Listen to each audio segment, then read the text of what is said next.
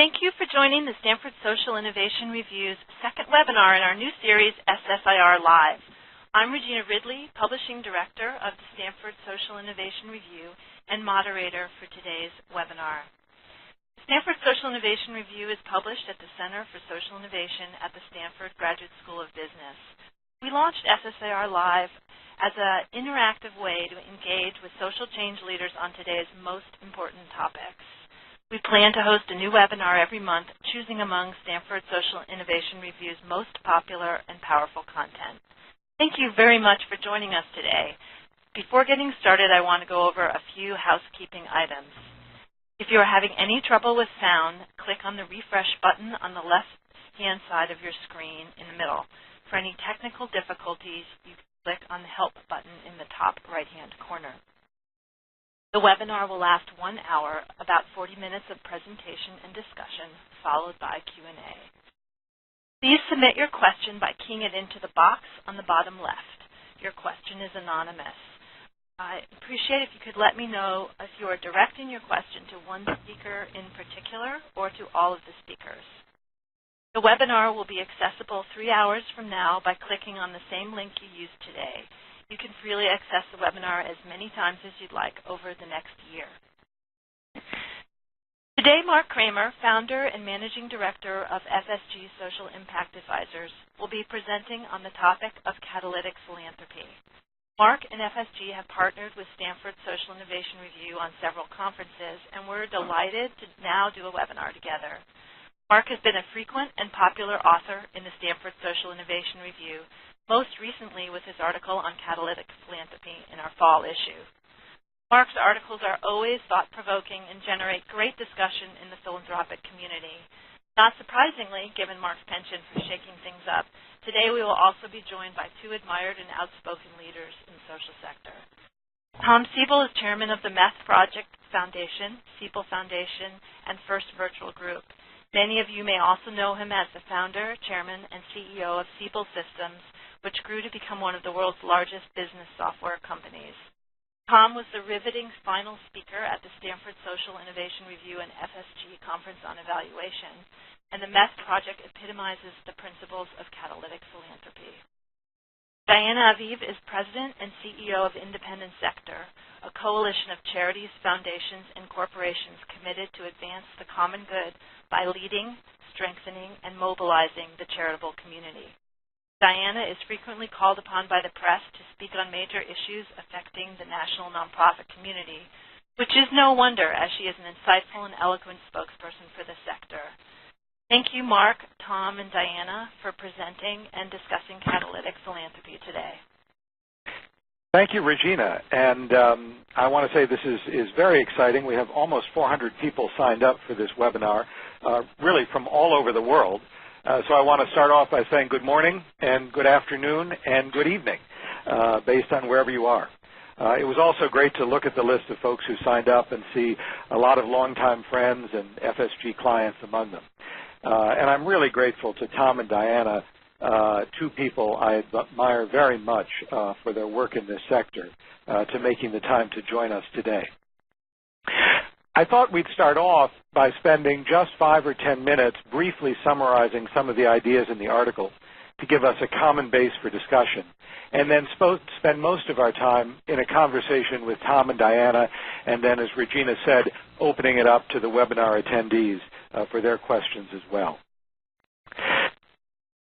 I have to say that for me, this was a particularly important article personally, because I came to the nonprofit sector as the trustee of a small family foundation. You know, we knew the issues we cared about. We met quarterly to look at the long list of grant applications and gave out funds to the ones that struck a chord most. And I know that our money did a lot of good. But I have to say, over many years of meeting every quarter, I didn't really see a lot that had changed. I didn't really feel that we were making measurable progress on social issues. And for the last 10 years, through FSG Social Impact Advisors, we've really had the privilege of working with some outstanding funders of all sizes and types, from small family foundations up to the largest foundations in the world. and including many different kinds of foundations, corporate funders, community foundations, private foundations, all of whom I know are signed up and on the line with this webcast today.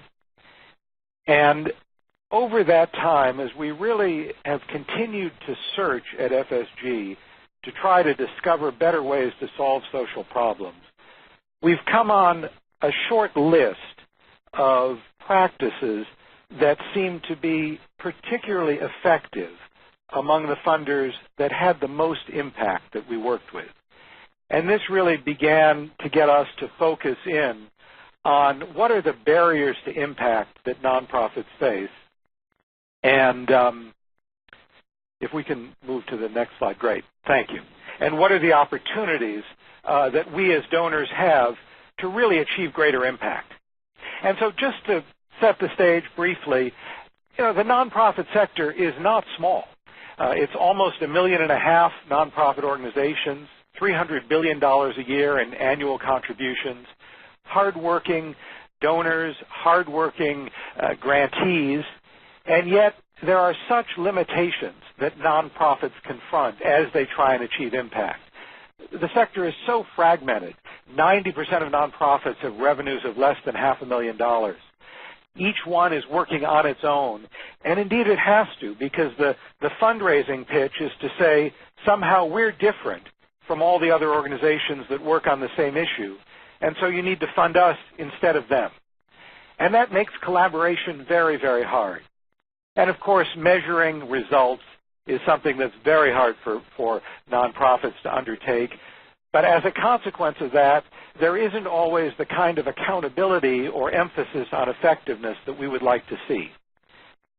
What we've seen is that donors can actually work with nonprofits to help them get past many of these barriers. And so what we called catalytic philanthropists are really philanthropists that move beyond giving away money to actually solving social problems. So what is catalytic philanthropy? There are really 4 practices that are the key elements. First, catalytic philanthropists take responsibility for achieving results. They focus on clear, measurable, and attainable goals, and they really hold themselves personally accountable for making progress against the challenges they're trying to tackle. Second, they don't work alone. They mobilize a campaign for change, engaging others together to assemble the elements of a solution that no one funder or no one grantee could do on their own. Third, they don't limit themselves to the nonprofit sector, but use all available tools, including their corporate resources if they're connected to a company, their role as a leader in the community if they're a community foundation, their ability to engage in advocacy and mission investing as a private foundation. All of these tools together to try and drive the impact they seek. And lastly, they build actionable knowledge that can improve their own effectiveness and also influence the behavior of others. So I want to take just a minute to touch on each of these 4 elements briefly, and then we'll open it up for the conversation with Tom and Diana and the rest of the participants. So what do we mean by taking responsibility for results? Well, there's a real shift between thinking about what organization do I support and thinking about how do I solve a specific problem. And making that one shift more than anything else, we've come to believe is the key to increasing effectiveness as a donor. With this shift comes a need to truly become knowledgeable about the issue you're trying to address, to be realistic about the resources it's going to take to actually make a difference on that issue, to have clear goals and a clear plan, and to measure results constantly and revise your plans based on what you learn to increase your effectiveness over time. As I said before, it's not that catalytic philanthropists work alone. They need to work with and learn from other funders and nonprofit organizations.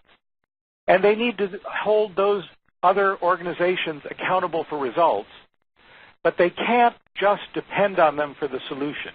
They can't just sit back, write a check, and delegate to the nonprofit all responsibility for solving the problem. Second, I talked about mobilizing a campaign. Again, catalytic philanthropists aren't looking for a single silver bullet. They aren't trying to find the one organization that has the answer to a major social problem or the one intervention that's going to cure poverty or fix the problems with our educational system. Instead, they really think about the system that is involved in influencing the issue. And a lot of what they do is to heighten the awareness and engage others by focusing attention on the issue. Players across all sectors, other funders, government at all levels, other nonprofits, and the public as well. They're really able to mount a sustained campaign that increases the effectiveness of all of the actors working on the issue. I think it's important to realize that we're not saying that catalytic funders know the answer and are simply telling grantees what to do. Instead, we're saying they need to focus on creating the conditions for solutions to emerge. There's no one answer and no single organization that can solve a major social problem alone. Third, we find that catalytic philanthropists use all available tools. They don't limit themselves to the nonprofit sector, but if they are connected to a corporation, they use their corporate resources. Or at times they use shareholder advocacy to influence public corporations that they're not connected with. They use their investment capital for mission investments to actually help fund for-profit enterprises that can help solve the problem. They use advocacy, educating policymakers. They use litigation at times to force change and to bring attention to an issue. And they use lobbying. Now, of course, foundations are restricted from lobbying, although there are many things they can do without violating that restriction to influence legislators and the executive branch. But we also find that catalytic philanthropists are willing to use their own funds to do lobbying that their foundation could not to help achieve the goal. In short, catalytic philanthropists do whatever it takes, and they are relentless in their desire to achieve change. And I think when we hear from Tom in a couple minutes, and we'll actually see a couple of the videos that he's used in the campaign, I think you'll get a sense of what we mean about this relentless desire to achieve change. Fourth and last, we find that catalytic philanthropists create actionable knowledge. They use information to inform their own actions, but also to motivate others. And it's not just an academic study that sits on a shelf. They're looking for information that has an emotional appeal, that meets the audience where they are, and that include realistic recommendations for immediate action so that people can respond and be influenced by what they learn. Information itself can be a powerful tool for change. Now, I want to conclude by touching on one of the comments that I often get back about the article to say, isn't catalytic philanthropy just a fancy new word for strategic philanthropy or venture philanthropy or all the other fads in philanthropy that are out there? And I really believe that what we're talking about in catalytic philanthropy is something different. It's something that we see a few leading philanthropists engaging in, but not many. And it's not the same as traditional philanthropy. It's not the same as venture philanthropy. So I tried on this chart just to highlight some of the differences. The question that catalytic philanthropists ask is different. It's not saying which organization do we support and how much money we give them. It's not saying how do I help scale up an effective nonprofit organization. Instead, they're asking the question of how can I mobilize a campaign that achieves measurable impact on a specific problem. Again, in venture philanthropy and conventional philanthropy, the nonprofits are responsible for success. In catalytic philanthropy, the funders take responsibility on themselves, not to the exclusion of nonprofits, but in addition to it, they hold themselves accountable for making progress. They don't just fund individual nonprofits, and they don't just fund capacity building at nonprofits, but they really focus on multi-sector campaigns that address the entire system of actors involved in an issue. And they don't just use nonprofit programs, but as we said earlier, all possible tools and donor resources. Information is used differently too. It's not just to compare grant requests or even to increase organizational effectiveness, but to really support the campaign and to motivate change. So thank you for letting me take those few minutes to summarize the article. I hope it was helpful to give us a common base. And now what I'd like to do is begin a conversation with our two outstanding guests and co-conspirators today, Tom and Diana. And Diana, let me start with you. And the article is really written from the perspective of the donor. But are there lessons here for nonprofit leaders? Can there be catalytic leaders among the grantees or the doers as well as among the donors? Well, Mark, first let me thank you for the invitation to participate in today's webcast and for the terrific article that you wrote that has stimulated so much conversation even before this webcast. You'll see as we talk that I might not agree with all of the premises of your article, but I think that by prompting us to think in this kind of a way and drawing examples, you only make us much richer. So, but to your question, I think that the answer is, of course, we need catalytic leaders on both sides of the equation. You know, whether one is the check writing or whether the person's doing the work. And your point is that you want to conflate, or in this you suggest that the catalytic leader conflates the check writing with the doing, and that needs to reside in the same person. I would suggest to you that it's actually the kind of leader that you're talking about who is able to do this kind of thing. And in some ways, friendly amendments to your article, I would suggest to you that we are talking about certain kinds of people who have the sort of leadership skills that allow them to do the kind of thing that you're talking about. It's a way of thinking about problem solving. It's a systems approach. I'll give you an example of one that everybody knows incredibly well, but I'll just make the point, and that's Jeff Canada's Harlem Children's Zone, which began in the 1990s, not that long ago, as a one-block pilot, and today it's 97 blocks of central Harlem and serves 15,000 children and 7,000 adults. If you use your principles, which I applied to the work that he does, and as you know, he's the doer, not the funder, he takes responsibility for solving social problems by looking at education reform, providing a safe environment for children from cradle to college, and he helps in a sustained way. Secondly, in terms of your point about mobilizing, campaign for change, he has a holistic approach. He replaces toxic neighborhoods, which if you add crime and drugs, that's what I mean by that, with vibrant ones, or at least that's his goal. In terms of using all available tools, your third point, he strengthens families, he enrolls kids in baby college, he mentors youth, he offers job training, he works with government officials at the city level, at the state level, at the federal level, and he works with business partners who invest in the work that he does to support what he's doing. He also works with the media to expand this kind of work in other areas. So he certainly uses multiple tools. And then your fourth point about grounded in actionable knowledge. Jeff Canada grew up in the South Bronx. He was exposed as a child to this, and he has also used all of what he's done to expand what he's thinking about so that others can use it as well.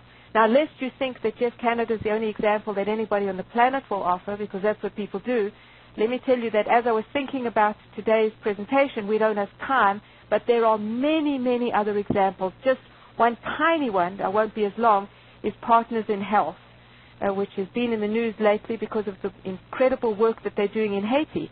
But they provide medical care and social services to poor communities, not only in Haiti, but Peru, Russia, Rwanda, Boston, and Boston, Massachusetts, where they focus particularly on HIV patients.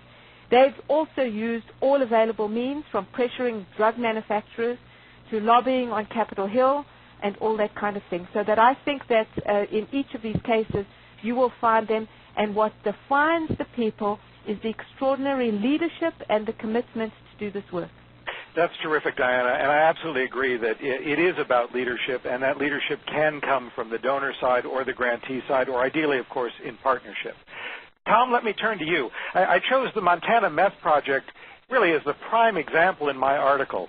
Could you take a minute just to describe the project, but also to talk a bit about the thought process that led you to take this approach as you did, and not just write a check to one of the many nonprofits out there, but really engage commercial advertising agencies, Hollywood talent, and really tackle this in a very unusual way. Well, thank you, Mark, and thank you for the opportunity to participate today. I'm very pleased to share anecdotes from a story about how we went about the meth project or other projects that we might be engaged in. But let me be clear.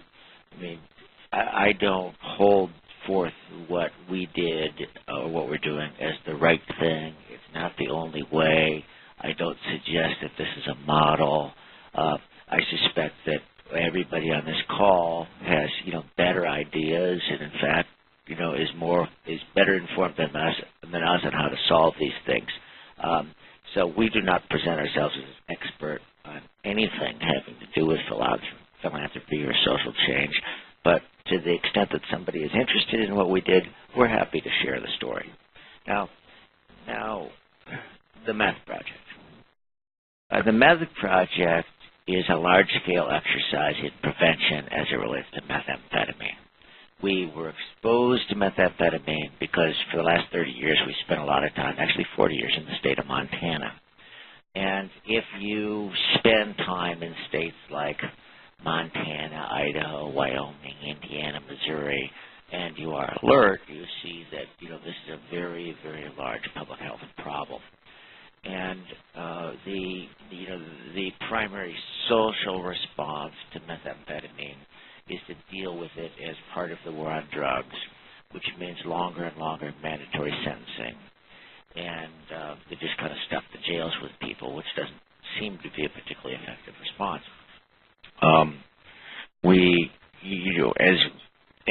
So we were watching this human tragedy play itself out in Montana, basically talking about it, watching it on the news, reading about it in the newspaper, and you find that half the people in prison in the state of Montana are there because of methamphetamine.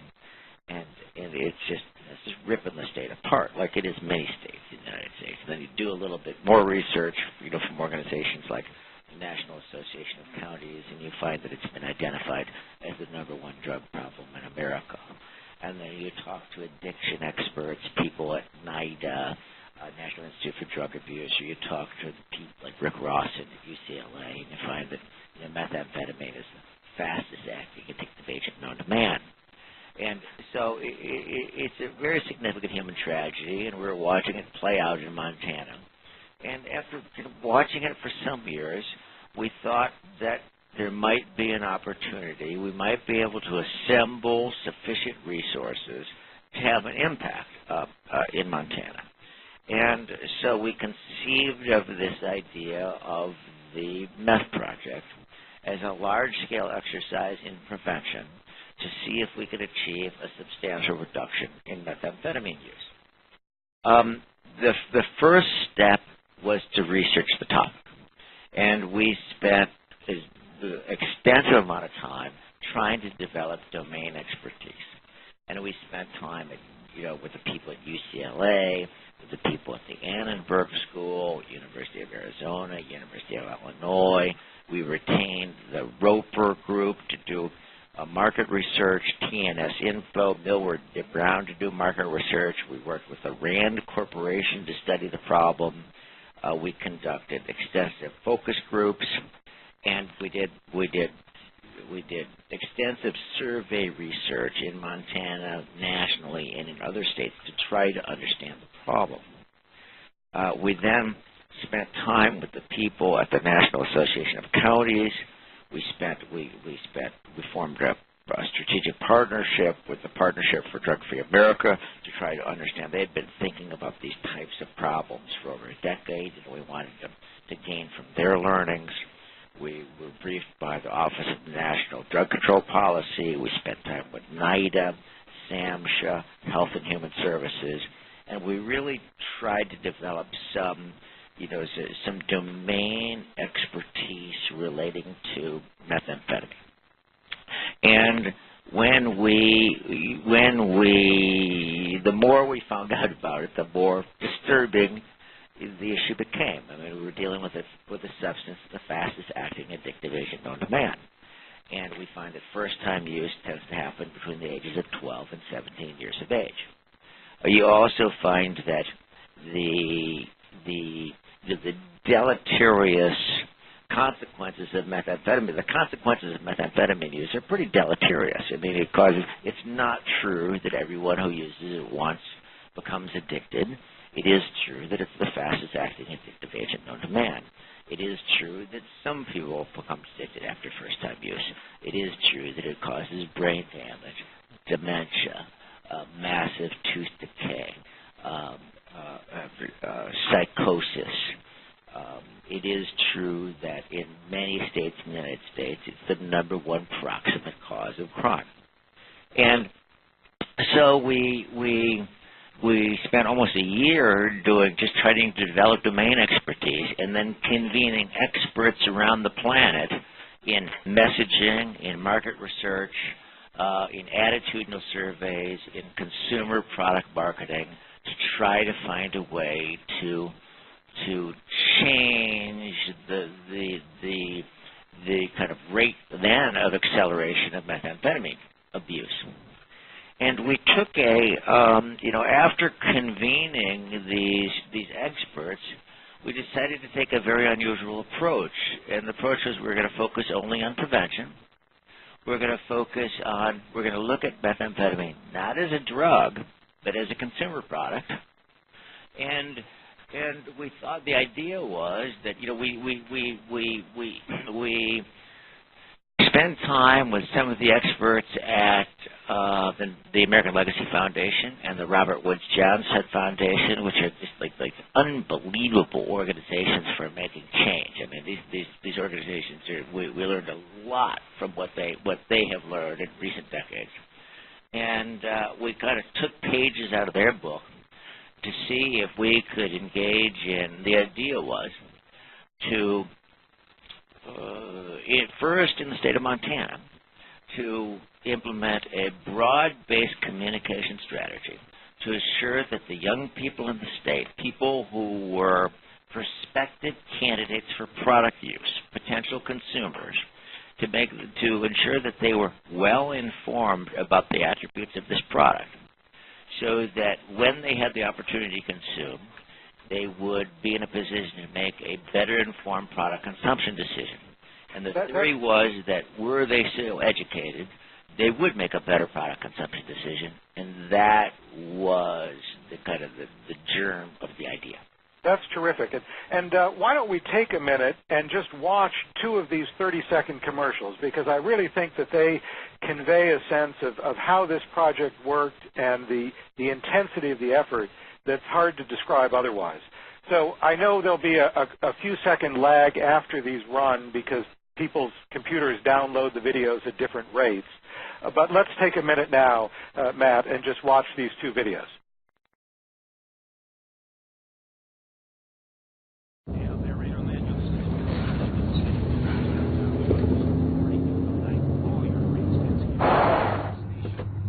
I'm really tight with my friends. We do everything together. And whatever happens, they look out for me.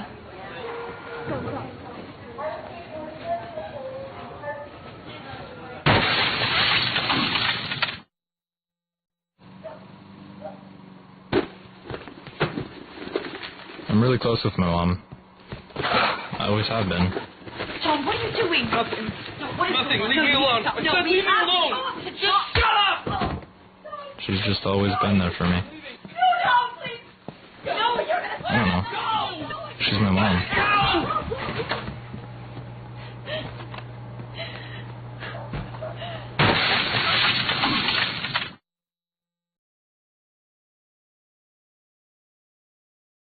Okay, I think the videos ran. To be honest, on our end, we did not see them, but hopefully the viewers did. And again, I have to say we picked a couple of the least dramatic or disturbing of the videos. But I think it gives you a real sense of the power of this campaign. It was not just a polite effort to to write a check and make a good faith effort, but really was an intense commitment to achieve change.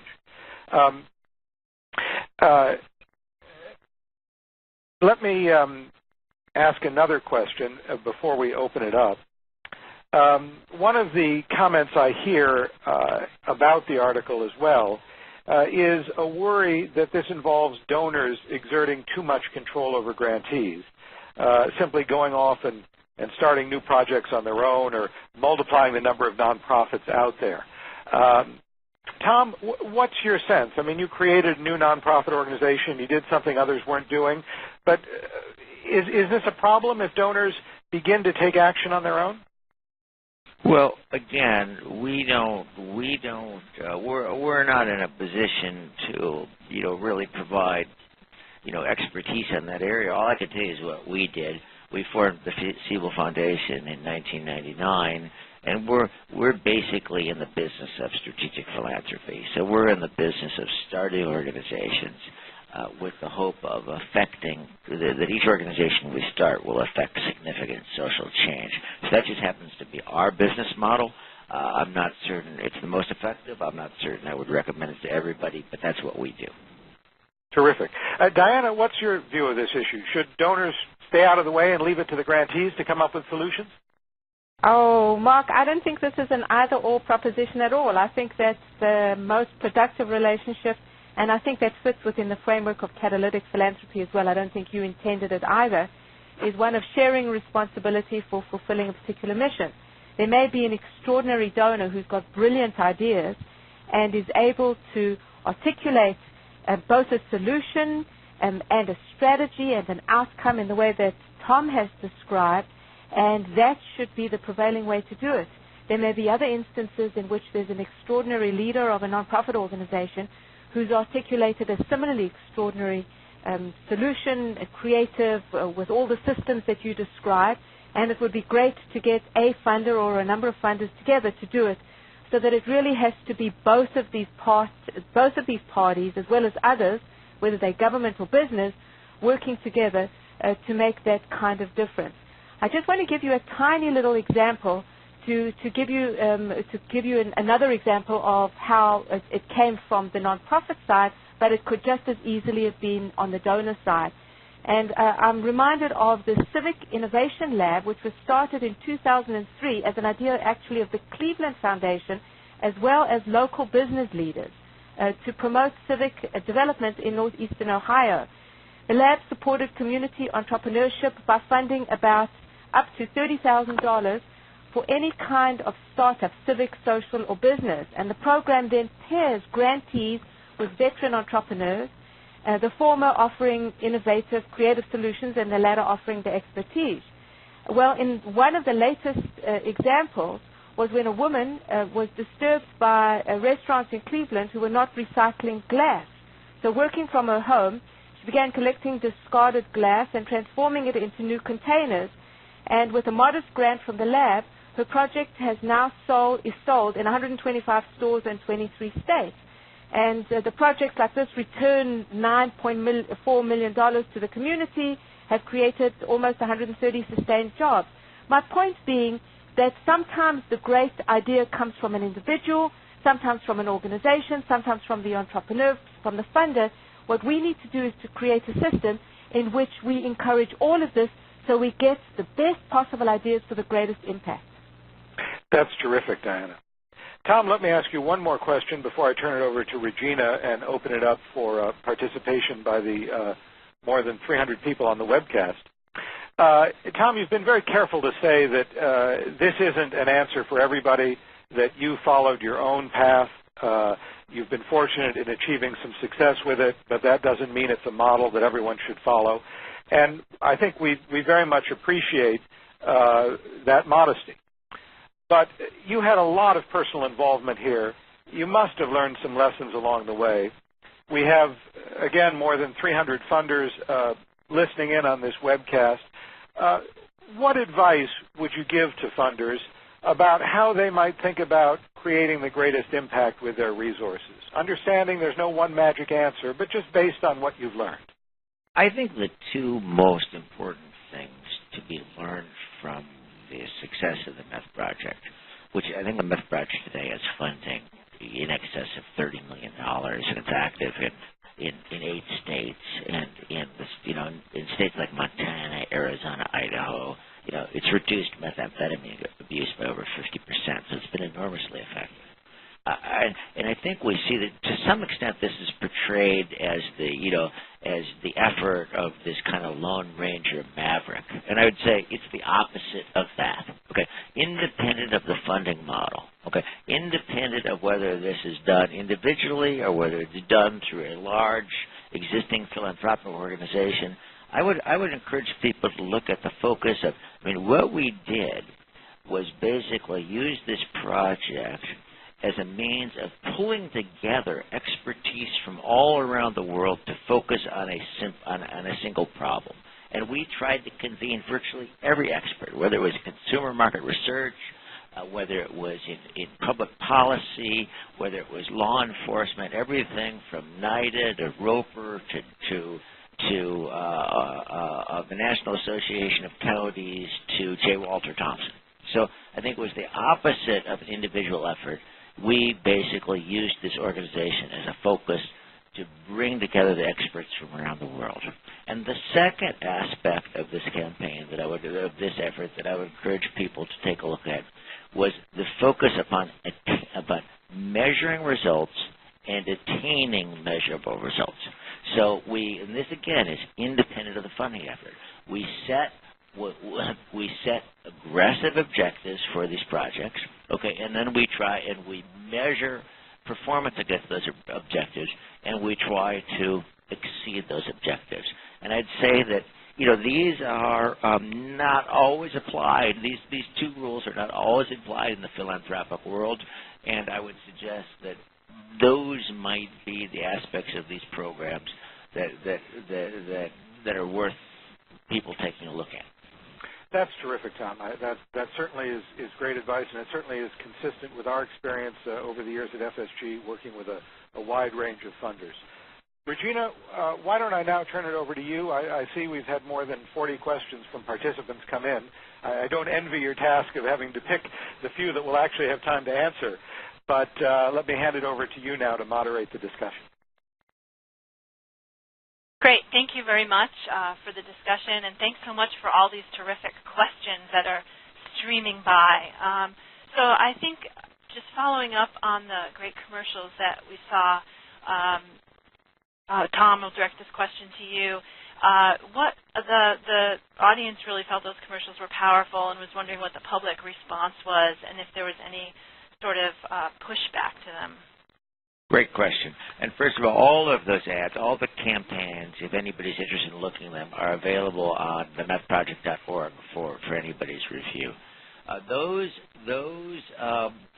ad campaigns, each of them, were extensively reviewed. We had focus group research. We took them into Phoenix. We took them into women's prisons. We did research in Chicago, Hawaii, Great Falls, Montana.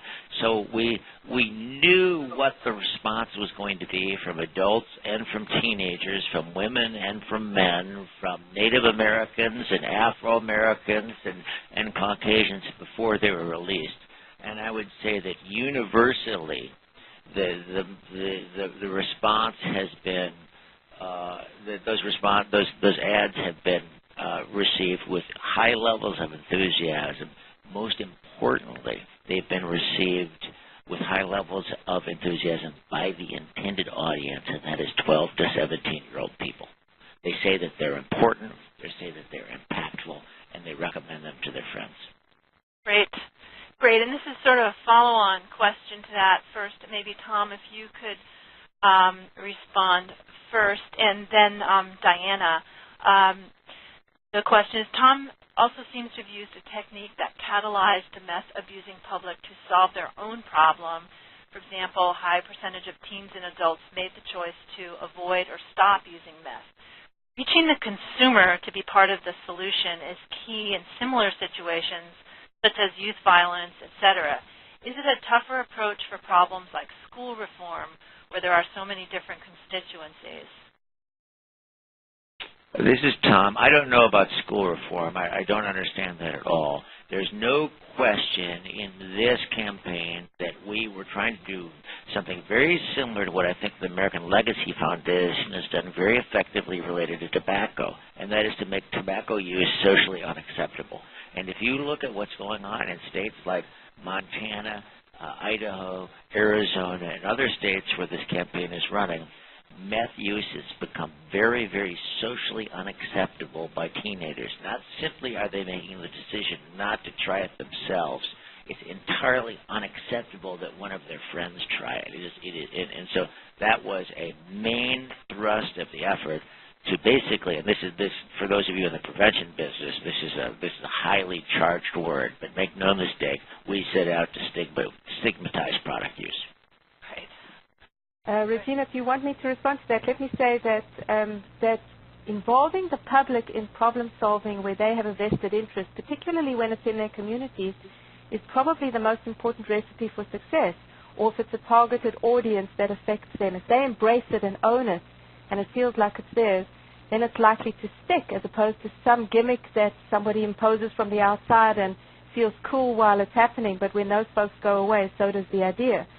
If you look at the work of groups like Public Agenda and America Speaks, where they have brought together communities and they've carefully chosen people that are a cross-representative sample of a given community to address issues ranging from education reform, all kinds of issues, but just that one since you mentioned it, the kind of solutions that come out of ordinary men and women living in those communities are just as skillful and smart as the ones coming out of the experts, and don't carry with them all of the agendas of the histories of those groups fighting with one another.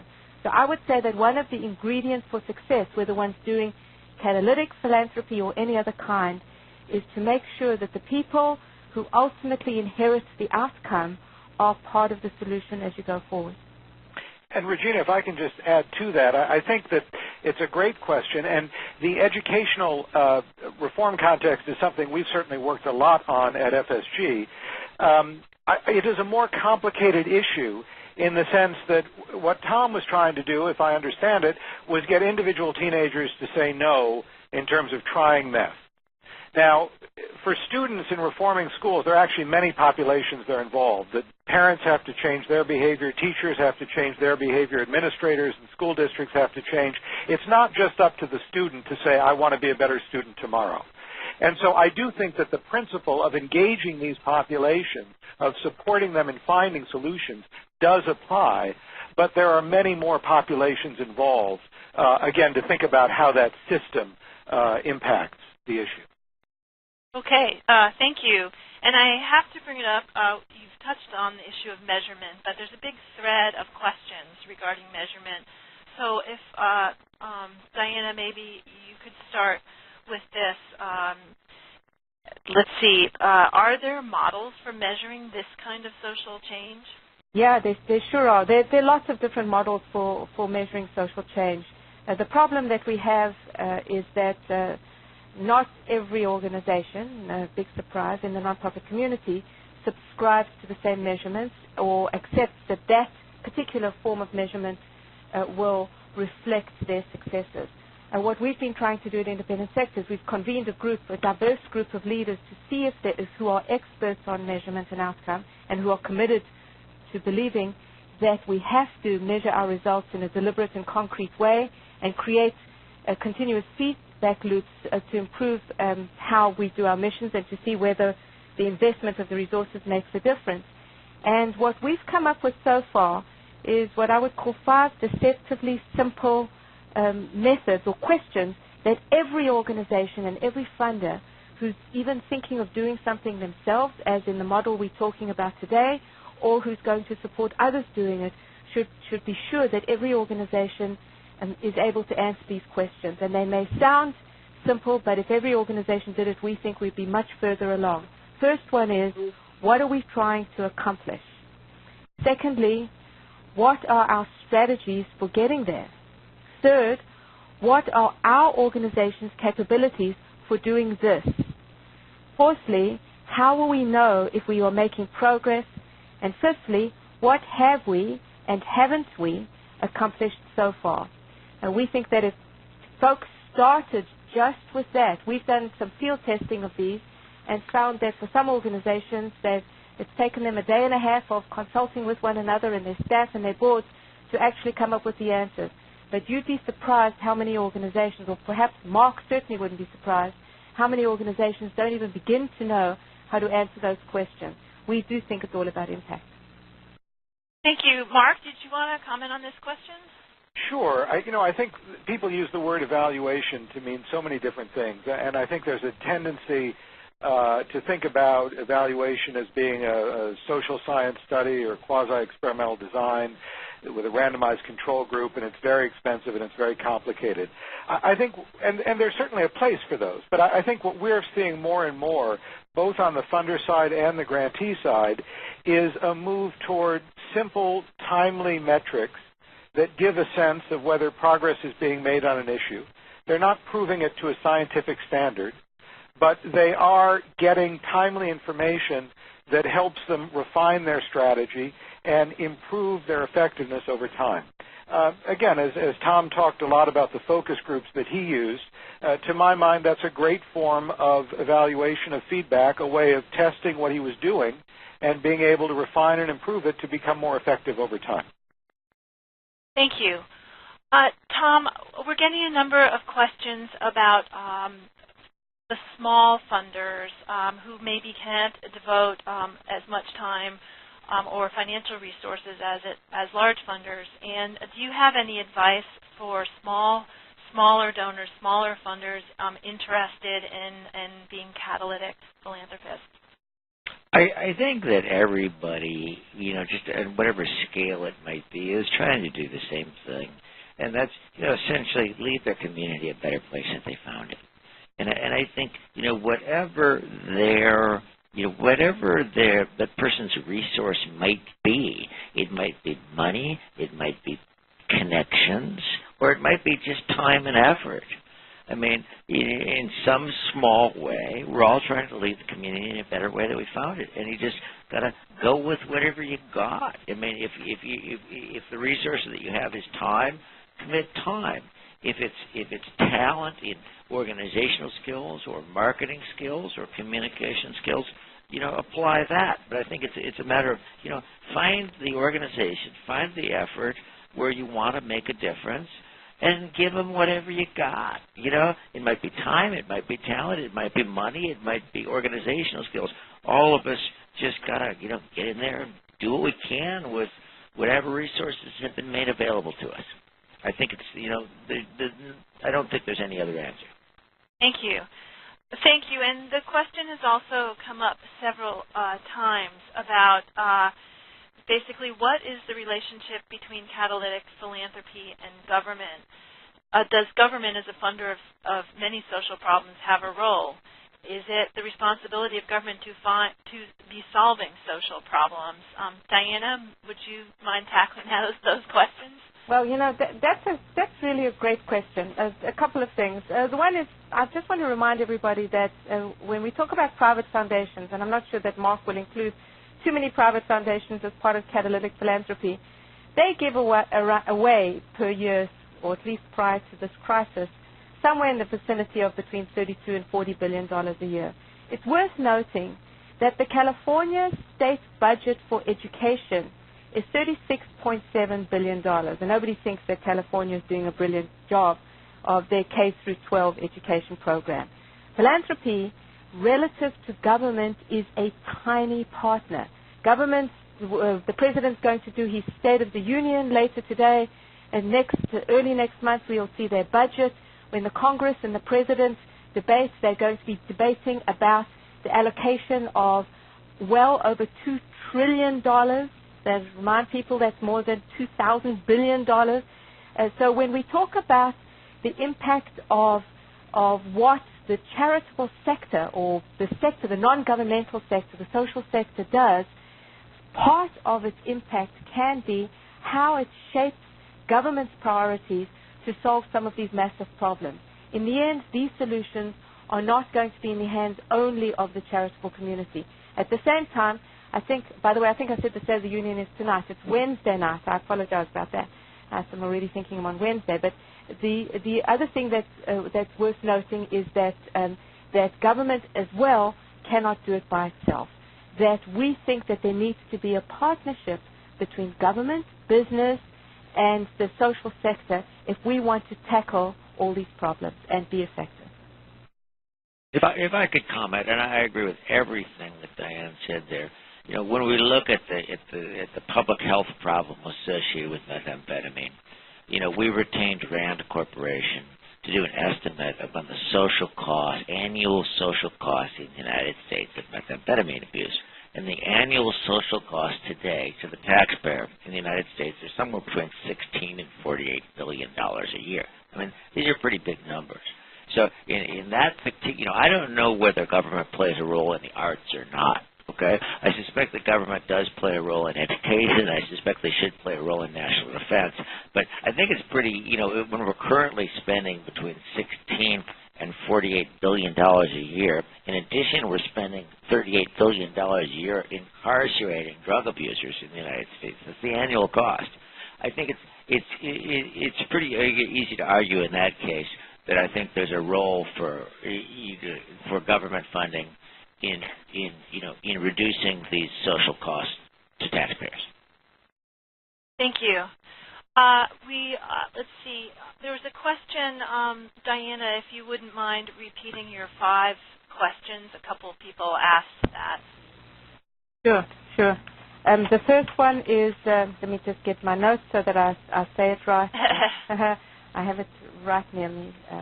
The first one is, what are we trying to accomplish? So, and this goes for whether you're a foundation and the work that you're doing, or an individual donor, or whether you're a nonprofit organization. First question is, what are we trying to accomplish? Is the first question. Secondly, what are our strategies for getting there? The third question, what are our organization's capabilities for doing this? Some would argue our distinctive capabilities or unique capabilities, but at very least, what are our capabilities for doing this? Fourth, how will we know if we are making progress, which means it's on the way? And fifth, what have we and haven't we accomplished so far? At any point that we ask ourselves those questions, we believe that if you answer those questions, you are moving yourself in the direction of being accountable for the work you do. Thank you. Thank you for that. Tom, do you think that catalytic philanthropy is sustainable?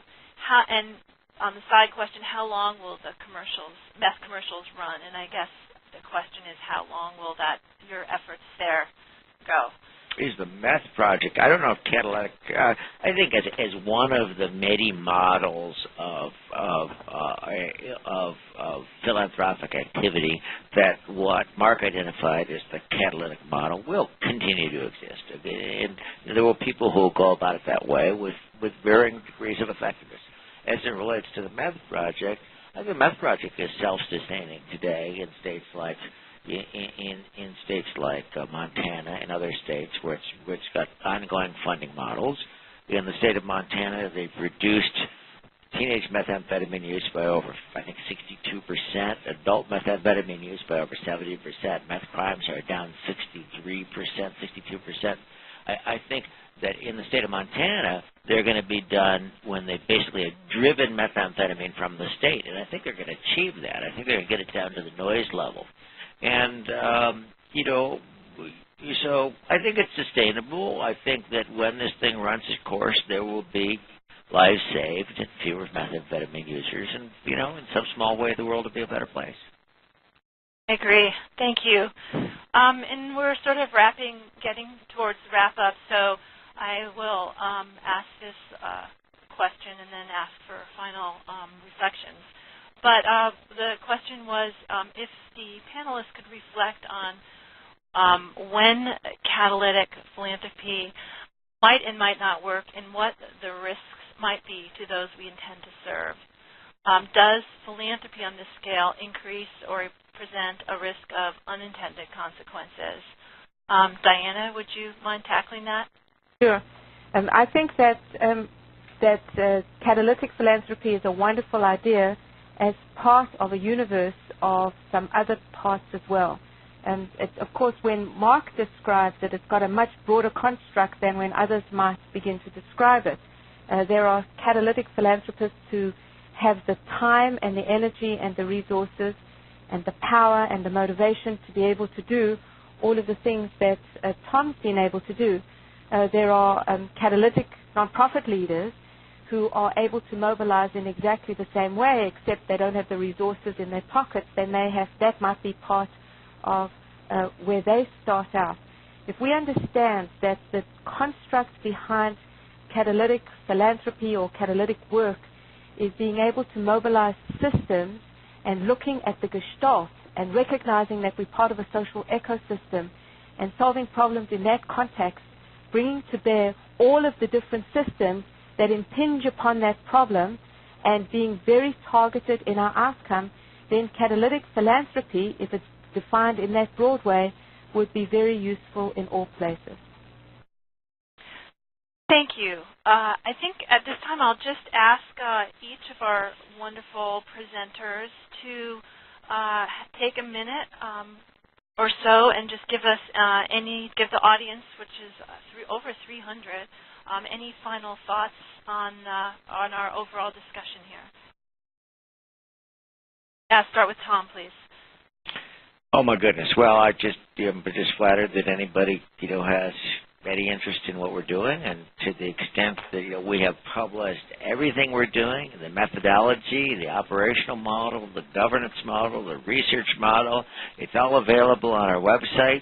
All of the intellectual property is available on the website, and to the extent on the methproject.org, and to the extent that there's anything useful there for other people in their organizations, I encourage them to take it, use it, and if it's of some small value to someone, we'll be very happy with that.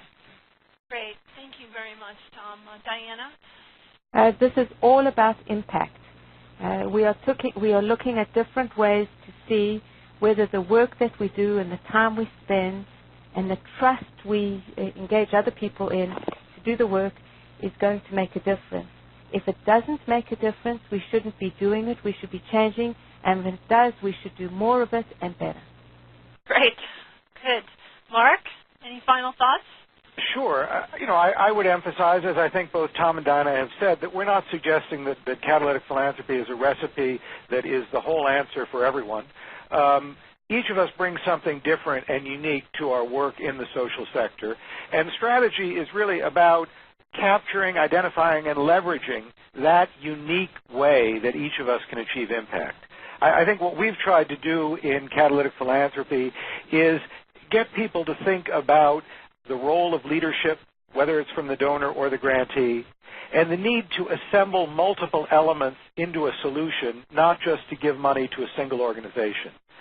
There was the question earlier about what do small funders do, and I think one of the nice lessons that I draw from the examples in catalytic philanthropy is that the power of a funder is really in focusing attention on an issue, doing the kind of research, engaging the experts from around the world that Tom described, and getting people working together on a solution. And that actually takes a lot of leadership, but it doesn't take a lot of money. The very last thought I want to touch on is this question about the role of government. I think that, we've worked with a range of funders, corporates, funders, private foundations, individuals, community foundations. Again, each type of funder has something different that they can bring. And really, the greatest impact will come not when everybody just writes checks, but when each type of funder really uses the resources that's unique to them. There's certainly a role for government in all of these problems, but we have a government that doesn't function all that well right now, to be honest. And when we think about the commercials we saw the examples of earlier that Tom runs, when we think about the aggressive, no-holds-barred leadership that it takes to create change, to focus people's attention, I'm not sure our government today is always able to exert the kind of leadership we really need to solve the social problems our country faces. And that's where I think that the catalytic leaders, whether they're donors or grantees, can really bring the greatest value. Thank you, Mark, for that eloquent conclusion. Thank you, Mark, Tom, and Diana so much for this discussion. I really appreciate it. And to our audience who asked excellent questions, 79 of them to be precise, thank you for attending. After you exit, you will get a brief survey. It would be great if you could complete the survey. We'll use your feedback for future SSIR webinars. And I want to remind you that you can access this webinar as many times as you want for the next 12 months. Just click on the same link as you did today. To read the article, Catalytic Philanthropy, go to the SSIR website, search for the article title. We've also had a number of questions if the slides were available. They are available for downloading. Again, go on, use the same link as you did today. It'll just be a 3-hour lag till everything is up. Is up for you to download and listen to again. To find out about SSIR Live webinars, sign up for SSIR's free email newsletter.